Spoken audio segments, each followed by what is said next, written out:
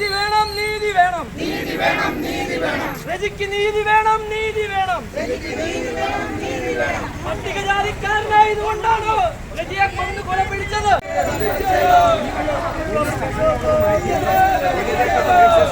എനിക്കറിയാം.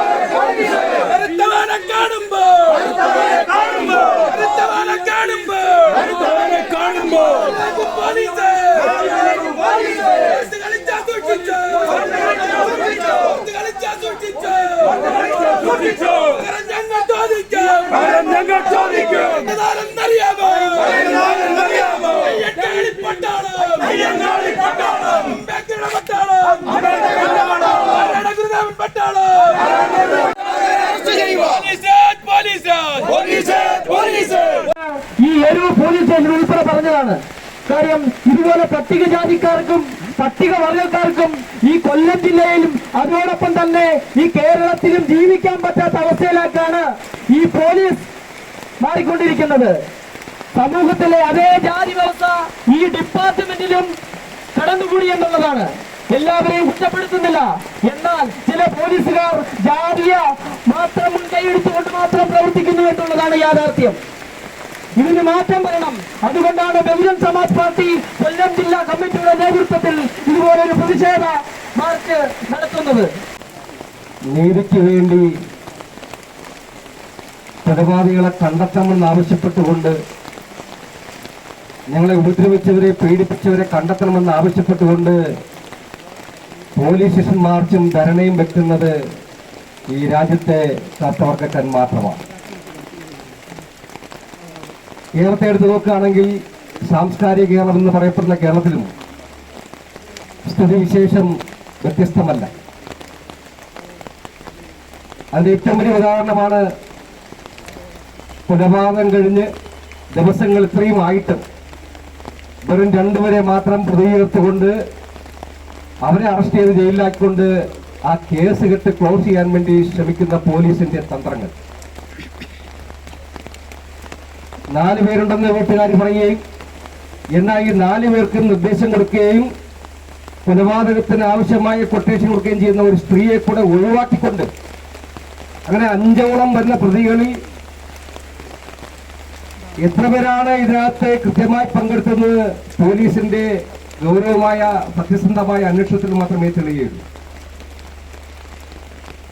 പ്രത്യക്ഷമായി 5ഓളം ആൾക്കാരുണ്ടെന്ന് പറയപ്പെടുകയും റെജിയുടെ കൈയും കാലും വെട്ടിയൊടിക്കണം, കൊല്ലണ്ട എന്ന് ഫോൺ ചെയ്തുകൊണ്ട് പറയുന്ന ചായക്കട നടത്തുന്ന സ്ത്രീയെ, ഗിരിജകുമാരിയെ ഒഴിവാക്കിക്കൊണ്ടാണ് പോലീസുകാർ ആ കേസ് തയ്യാറാക്കുന്നത്.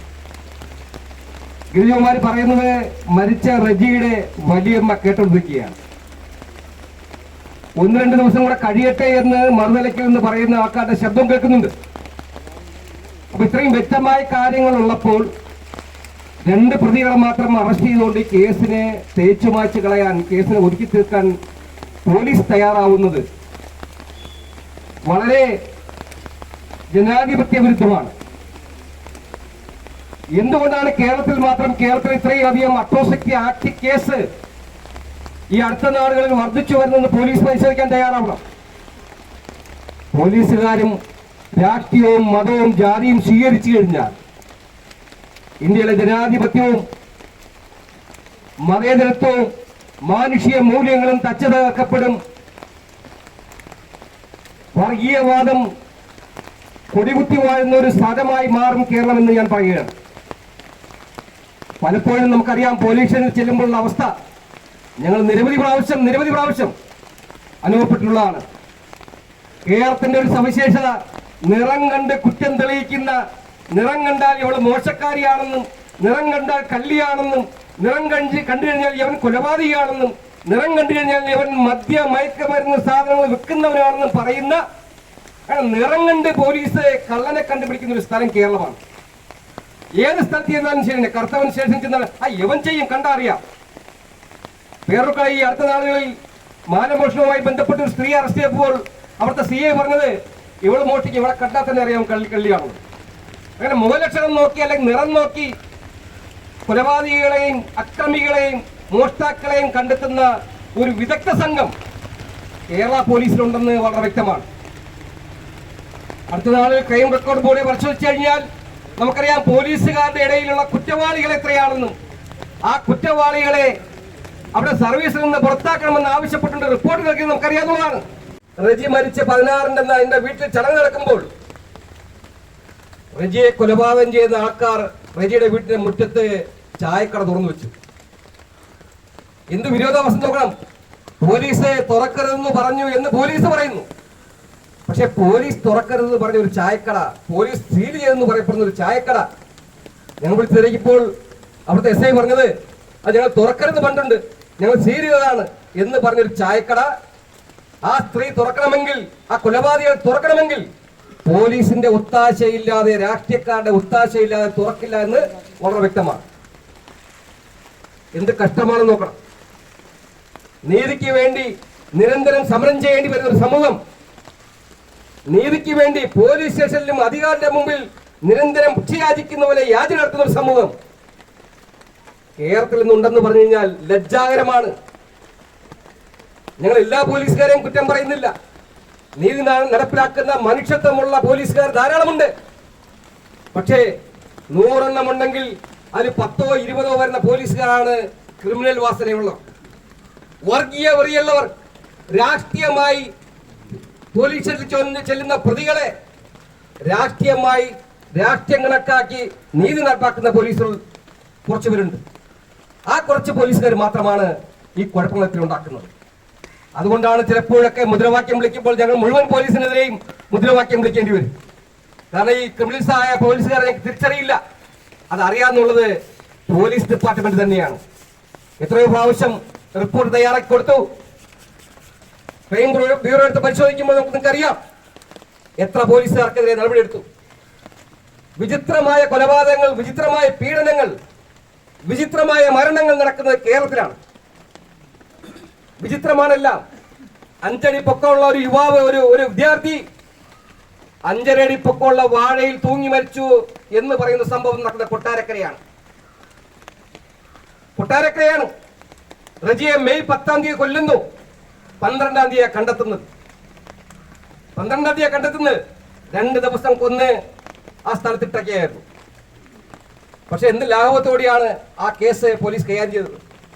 എന്തുകൊണ്ട് ഈ കൊലപാതകർക്ക് ഇത്തരത്തിലെ പ്രേരണ കൊടുക്കുന്നു വെച്ചാൽ പോലീസിന്റെ നിഷ്ക്രിയത്വം, പോലീസിന്റെ വിഭാഗീയത, പോലീസിന്റെ രാഷ്ട്രീയം, പോലീസ് നിറം നോക്കി കേസെടുക്കുന്ന, നിറം നോക്കി FIR തയ്യാറാക്കുന്ന ഒരു സംവിധാനം ഇന്ന് കേരളത്തിലുണ്ട്. അത് ബഹുമാനമുള്ള റൂറൽ SP-യെ ഞങ്ങൾക്കിത് ബോധ്യമാണെന്ന് ഒന്നുകൂടെ ബോധ്യപ്പെടുത്താൻ വേണ്ടിയാണ് ഇത്തരത്തിൽ ധർണ BSPക്ക് വെക്കേണ്ട സാഹചര്യം ഉണ്ടായത്. അത് മനസ്സിലാക്കാൻ പോലീസുകാർ തയ്യാറാവാം. 2023-ൽ ഒരു ചെറുപ്പക്കാരനെ ഇതുപോലെ ക്രൂരമായി മർദ്ദിച്ചു. 3 മാസം, ഏകദേശം 100ഓളം ദിവസം ആശുപത്രി കിടന്ന് ആ ചെറുപ്പക്കാരൻ മരണപ്പെട്ടു. ആ കൊല നടത്തിയ പ്രതി തലയ്ക്ക് സുഖമില്ല എന്ന് പറഞ്ഞ കള്ള സർട്ടിഫിക്കറ്റ് ഹാജരാക്കി അദ്ദേഹം ഇന്നും ഈ പറയുന്ന സ്ഥലത്ത് യൂണിയൻ വലിയകാവ് എന്ന് പറയുന്ന സ്ഥലത്ത് INTUCയുടെ യൂണിയൻ പ്രവർത്തകനായി ജോലി ചെയ്യുകയാണ്. തലയ്ക്ക് സുഖമല്ലാത്ത വ്യക്തി സർട്ടിഫിക്കറ്റ് ഹാജരാക്കി ജാമ്യത്തിലിറങ്ങി. അത് വലിയകാവ് എന്ന് പറയുന്ന സ്ഥലത്ത് INTUCയുടെ യൂണിയനിൽപ്പെട്ട ഒരു തൊഴിലാളിയാണ്. അദ്ദേഹം അതിൽ ജോലി ചെയ്യുന്നുണ്ട്. യാതൊരു നടപടിയില്ല. ആ കേസ് പോലും തേഞ്ഞു മാഞ്ഞു പോകുന്നൊരവസ്ഥ. കേരളത്തിൽ ഈ പീഡനങ്ങളും കൊലപാതകങ്ങളും ഇത്രയും വർഗീയവാദവും വർദ്ധിക്കില്ല എന്ന് പറഞ്ഞ് വ്യക്തമാണ്. നോക്കുക, സ്കൂളെടുത്ത് നോക്കുക. സ്കൂളുകളുടെ കണക്ക് പറയുന്നത് 3000-ലധികം വരുന്ന സ്കൂളുകളിൽ മയക്കുമരുന്നിന്റെ സാന്നിധ്യമുണ്ടെന്നാണ് ഇപ്പോഴത്തെ കണ്ടെത്തൽ. 3000-ലധികം വരുന്ന സ്കൂളുകൾ മയക്കുമരുന്നിന്റെ സാന്നിധ്യമുണ്ട്.